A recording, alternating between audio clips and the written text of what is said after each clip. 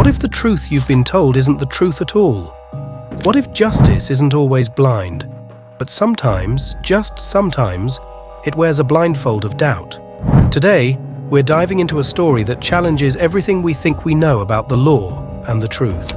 Imagine a small town where secrets whisper through the streets, where doubt hangs heavy in the air. In the heart of it all lies the Clinton Young case, a tale of mystery, doubt, and the search for what's right.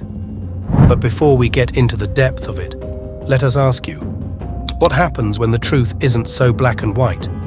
Can we uncover the real story, or are we left in the dark? Join us through the twists and turns of this tale. Get ready, because what we uncover could flip your entire understanding of justice upside down. Born on July 19th, 1983, in Mount Pleasant, Texas, Clinton's journey began amidst the chaos of his parents' rocky relationship.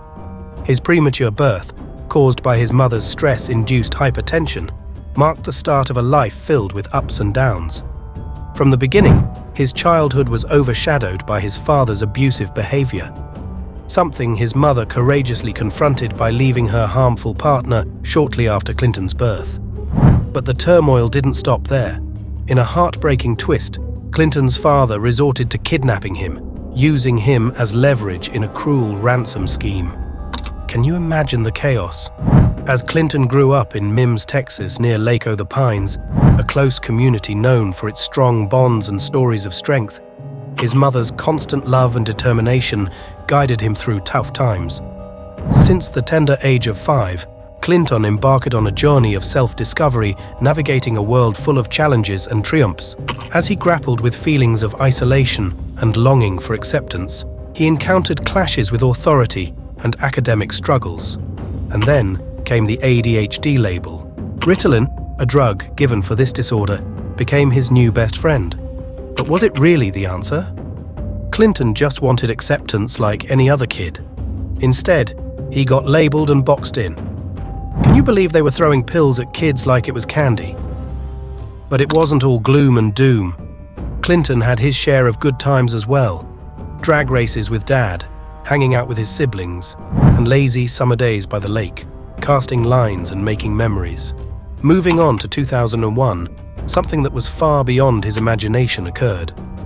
Fresh out of a juvenile prison after 2.5 years full of violence and corruption, Clinton sought peace in the company of newfound friends, David Page, Mark Ray, and Darnell McCoy. But little did he know, this companionship would lead him down a path of darkness and despair. Now, let's rewind to November 24th, 2001, the day that would change everything. Clinton and his companions, including Doyle Douglas, found themselves in a car, cruising through the streets of Texas. But this wasn't your average joyride. No, it was a journey paved with danger, fueled by methamphetamine, and covered in uncertainty. As luck would have it, Douglas, a 41-year-old Texan venturing into the world of marijuana sales and distribution, faced a grim end. A victim of a gunshot that rang out in the night, leaving behind many mysteries. But the real story stayed hidden, especially since the police never arrived at where the murder took place, leaving a crime scene totally uninvestigated. But the tale doesn't end there. Just 2 days later, on November 26, 2001, tragedy struck once more. Samuel Petre, known to some as Adam Stotler, a 52-year-old truck driver from Wichita, Kansas, fell prey to a sinister plot. Petre wasn't your typical driver. He was involved in the drug trade, mingling with the shady side of life. His nickname hinted at a life lived on the edge, where right and wrong blurred together. He was abducted from a grocery parking lot.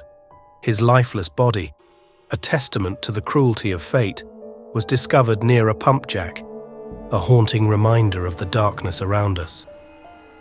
As the journey through justice unfolded, Clinton became trapped in a maze of lies and backstabbing. Can you imagine being accused without proof? That's the whirlwind Clinton found himself in. The law enforcement did not interview store clerks or witnesses, and no surveillance footage from the parking lot was secured. Yet, His innocence got lost in the chaos, drowned out by the schemes of people he trusted. But how did it all spiral out of control? That's the real question. Then came a pivotal moment. David Page pointed fingers at Clinton, shifting the blame entirely onto him.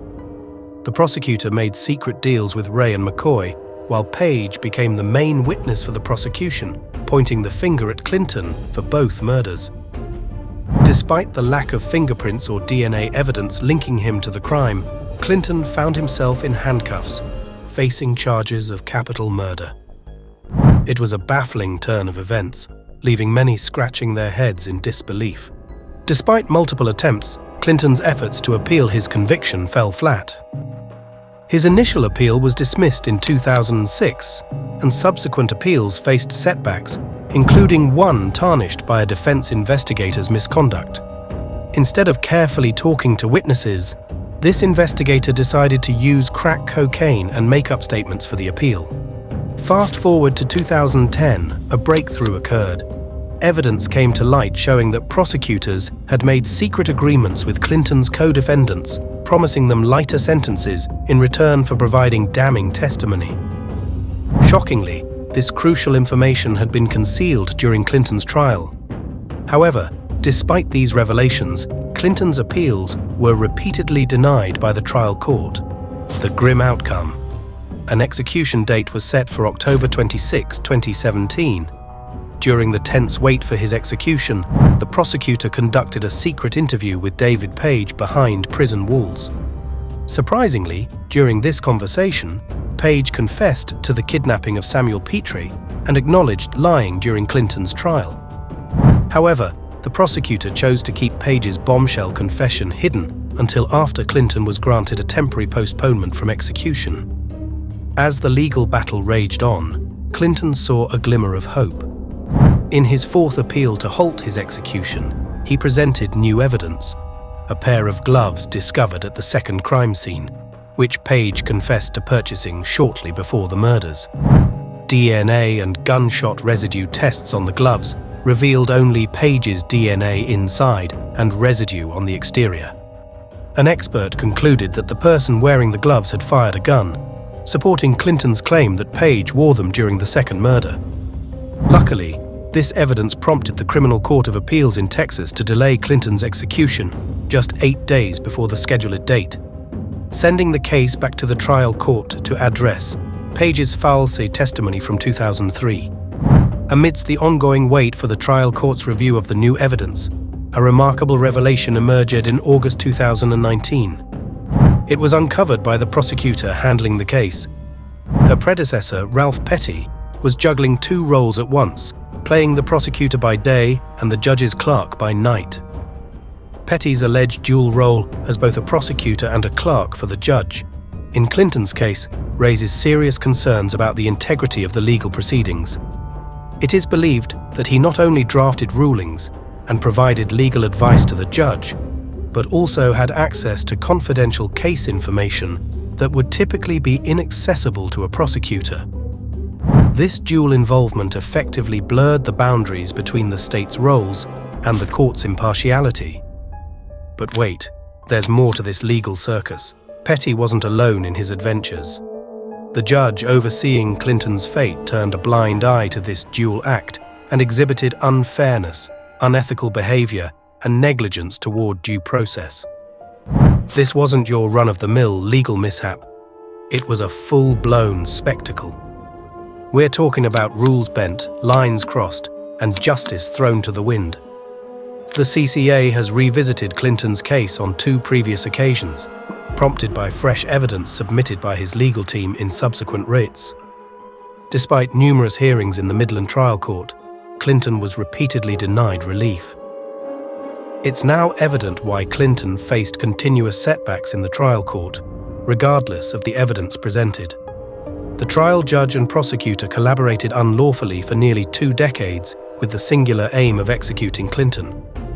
Clinton's lifeline came from the CCA, an independent body separate from the trial court, which paused his execution. Now, the decision rests with the CCA to determine whether to reconsider his case given the recently revealed prosecutorial and judicial misconduct. The CCA might send the case back to the trial court or opt to overturn Clinton's conviction altogether. Do you believe in the power of truth and justice? Will you raise your voice to demand fairness and integrity in our legal system? Let us know your thoughts in the comments below. And if you enjoyed this video, don't forget to hit the like button and subscribe for more eye-opening content. Thank you for watching.